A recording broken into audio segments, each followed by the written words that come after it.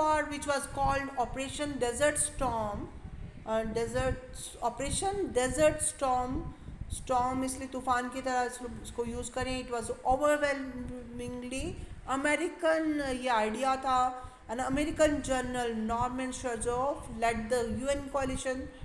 United Nations की जो कोalition army थी, कोalition होता है मिली जुली आर्मी, और इसमें 75% जो आर्मी थी इट वाज फ्रॉम यूएस.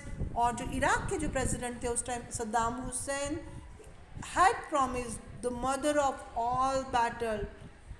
और इसको कहा है कि आगे जितने भी युद्ध होने वाले हैं उसका ये शुरुआत है. और the Iraqi forces were quickly defeated and forced to withdraw from Kuwait से उनको वापस आना पड़ा. First Gulf War revealed the vast technological gap that had opened up between the US military capability and that of other states. तो United states की जो military जो army की जो क्षमता थी, कैपेबिलिटी थी, वो सामरिक क्षमता को बोल सकता है, मतलब जो समर मतलब संग्राम को बोलते हैं, युद्ध को बोलते हैं, बहुत ज़्यादा उनकी क्षमता थी. उनके देखिए स्मार्ट बम्स थे और कंप्यूटर वार थी, कंप्यूटर्स से जनरेटेड उन्होंने मतलब वो हमले करवाए थे.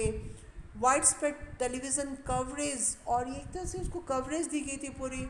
It also made it as a video game war which viewers around the world watching the destruction of Iraqi forces live on TV.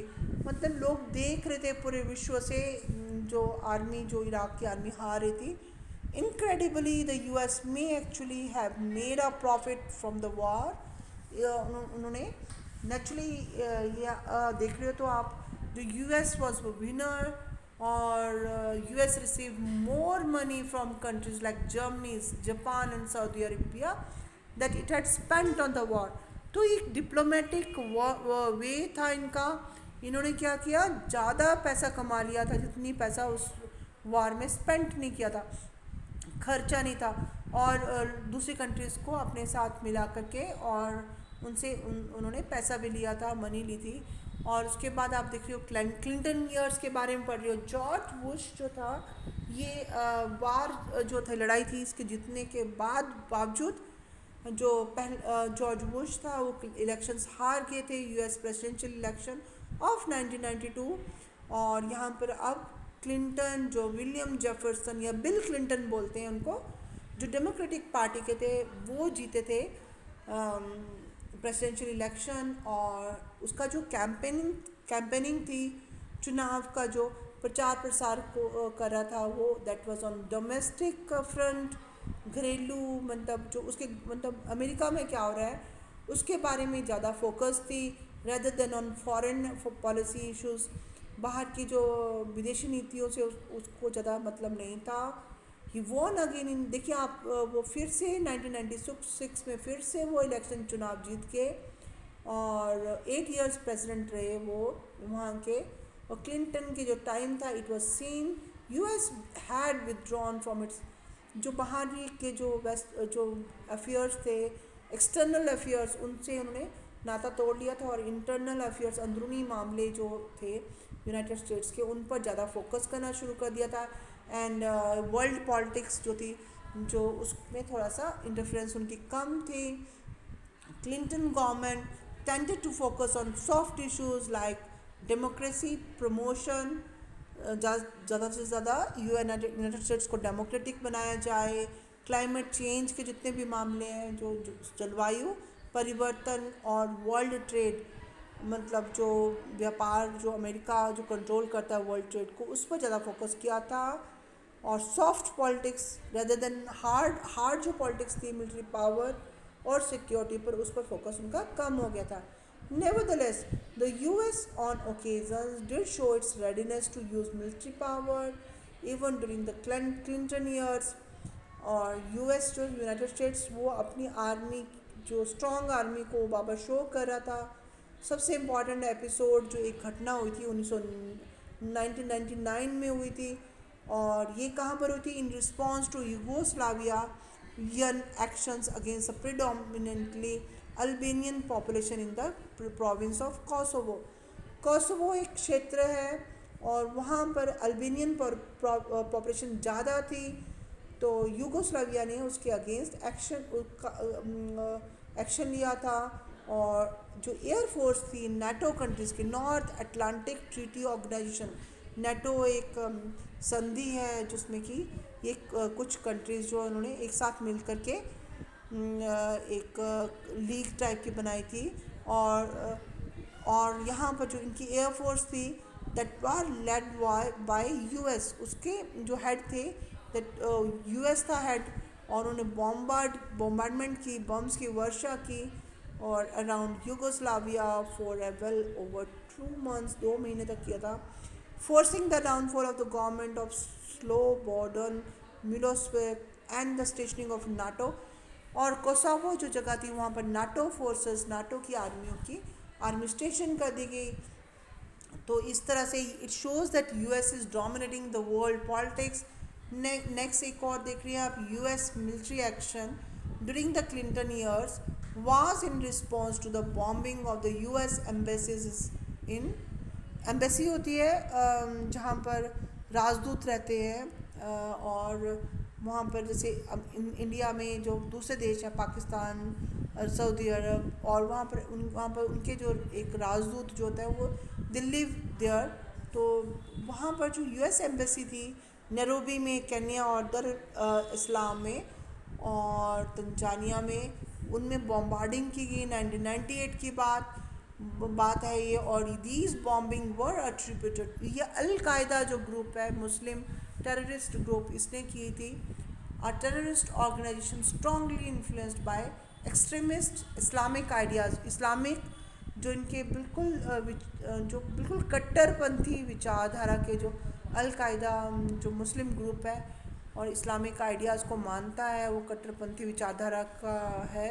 तो अल-कायदा जो समूह ने इसकी जिम्मेवारी ली थी बॉम्बार्डिंग की।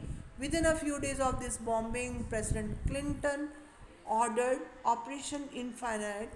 तो उन्होंने, क्लिंटन ने एक ऑपरेशन इनफाइनाइट रीच, ये ऑपरेशन की घोषणा की। और a series of cruise missiles का अटैक हुआ on al-Qaeda terrorist targets in Sudan and Sudan African देश है, और अफ़गानिस्तान में वहाँ पर अल-कायदा के जो ठिकाने थे उन पर बमबारी की गई। US did not bother about the UN sanction or provision of international law in this regard। और यूनाइटेड स्टेट्स नेशंस की कोई उन्होंने सहमति भी नहीं ली, रजामंदी भी नहीं ली, और अपने आप ही ये स्टेप ले लिया था। It was alleged that some of the targets were civilian facilities. और ये माना जाता है, ये उन पर दोषारोपण भी किया गया कि उन्होंने सिविल जहाँ पर नागरिक रहते हैं उन पर भी बम वर्षा कर दी गई थी। और वो लोग जो थे, वो लोग जो नागरिक थे, वो लोग अल-कायदा से जुड़े हुए नहीं थे। They were unconnected by terrorism. और बिना किसी परमिशन के इन्होंने, it shows that United States is heading the world politics. और this was nearly the beginning. And then आप 9/11 का ग्लोबल वॉर ऑन टेरर, 11 सितंबर 2001 में, 9 सितंबर को 9 से रिप्रेजेंट करते हैं। 9/11 की बात है, 11 सितंबर का दिन था, 2001 की बात है। 19 hijackers hailing from A number of Arab countries. देखिए डिफरेंट जो अरब कंट्रीज से थे वो टेररिस्ट ग्रुप वाले पर्सन्स, एंड वो हाईजैकर 19 थे नंबर में। उन्होंने एक विमान को हाईजैक कर लिया था, अपने कंट्रोल में कर लिया था। और they took control of 4 American commercial aircraft shortly after take off. 4 commercial aircraft थी, उनको अपने कंट्रोल में कर लिया। And flew them into important building in the US, United States के वर्ल्ड ट्रेड सेंटर्स में उनको घुसा दिया था, वहाँ पर अटैक कर दिया था। 1 airliner each crashed into the north and south towers of the World Trade Centers in the New York के वर्ल्ड ट्रेड सेंटर में जो टावर्स थे, नॉर्थ और साउथ टावर्स, उनमें अंदर घुसा दिया था वो, और ये क्रैशिंग हुई थी। और 3rd एयरक्राफ्ट जो था, it crashed into the pentagon building जो है जो कि अर्लिंगटन में है, वर्जीनिया में, जहाँ पर यूएस के डिफेंस डिपार्टमेंट का हेड क्वार्टर है। यूनाइटेड स्टेट्स के डिफेंस सुरक्षा के जो डिपार्टमेंट है उसका हेड क्वार्टर है पेंटागन में। तो वहाँ पर थर्ड एयरक्राफ्ट, वहाँ पर उन्होंने उस वहाँ पर थर्ड एयरक्राफ्ट का अटैक वहाँ पर हुआ। और जो फोर्थ एयरक्राफ्ट था, और ये it was bound for the capital building of the US Congress. ये पेनिसिल्वेनिया के जो खेतों में उतर गया था।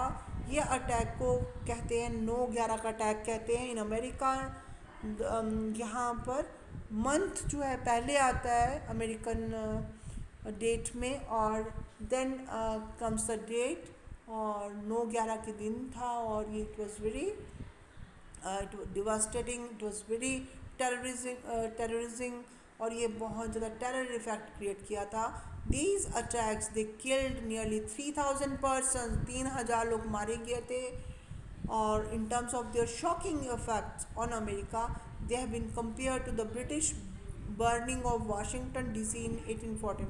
1814 में जो वाशिंगटन डीसी की जो बर्निंग हुई थी, जो कि ब्रिटिश ने जलाया था वहाँ पर, तो उससे इसको कंपेयर किया जाता है। The Japanese attack on Pearl Harbor in 1941 में, पर्ल हार्बर में जो जो पोर्ट था पर्ल हार्बर, वहाँ पर क्या हुआ था, इसका अटैक हुआ था जापानीज़ का, तो उससे रिलेट किया जाता है।